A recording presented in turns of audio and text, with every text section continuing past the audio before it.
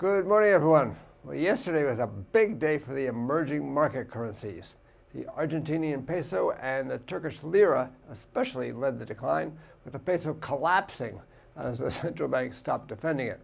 The Turkish lira rallied a bit after the central bank intervened directly in the Forex market to break the momentum, but that didn't hold for long, and the currency quickly fell back again. In the background, of course, is the Fed's tapering, which is hurting all the emerging market currencies. But why should they have such a bad day yesterday in particular? The trigger was the unexpected fall in the China Manufacturing Purchasing Managers Index to below 50. That's worrisome for the emerging market world in that it bodes ill for the price of commodities. That would also explain why the Australian dollar was the only G10 currency to weaken against the US dollar. Now, the combination of Fed tapering plus a slowdown in China is likely to present a headwind for the weak emerging market currencies, especially those with current account problems or those that are heavily leveraged to Chinese growth. This could last for several months at least, and so we're probably going to see many more such days again in the future.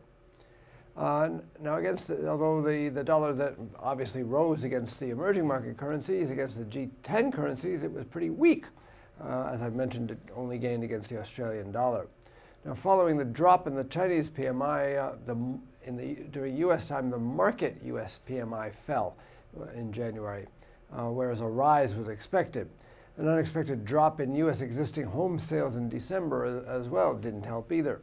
Apparently, many investors are anticipating that if the global economy starts to slow and the U.S. is affected too, the Fed won't end its quantitative easing program according to schedule. U.S. 10-year Treasury yields were 10 basis points lower because of that rethinking. Naturally, that would remove some of the yield support from the dollar. It's curious to me that risk aversion in emerging market currencies and fears of a global slowdown sparked a rally in Eurodollar, because I think a global slowdown is likely to hurt Europe more than the U.S. So, therefore, I think the move is likely to be eventually reversed if the market comes to think that, as I do, the U.S. is in better shape to weather a downturn than Europe is, although that might take some time. In this context, the statement after next week's FOMC meeting becomes even more important than it was before. As for today, the focus will be on speeches by ECB President Draghi and Bank of England Governor Carney in Davos.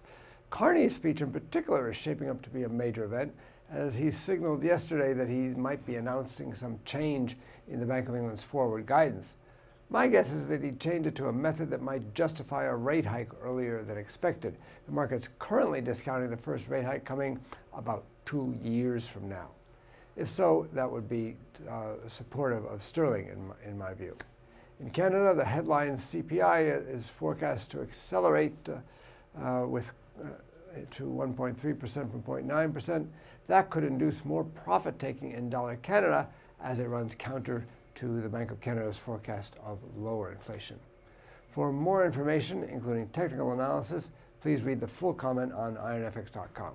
You can also follow us on Twitter, like us on Facebook, subscribe to our YouTube channel, or circle us on Google+ to get more trading ideas. This is Marshall Gittler, head of Global FX Strategy at IronFX, wishing you solid trading.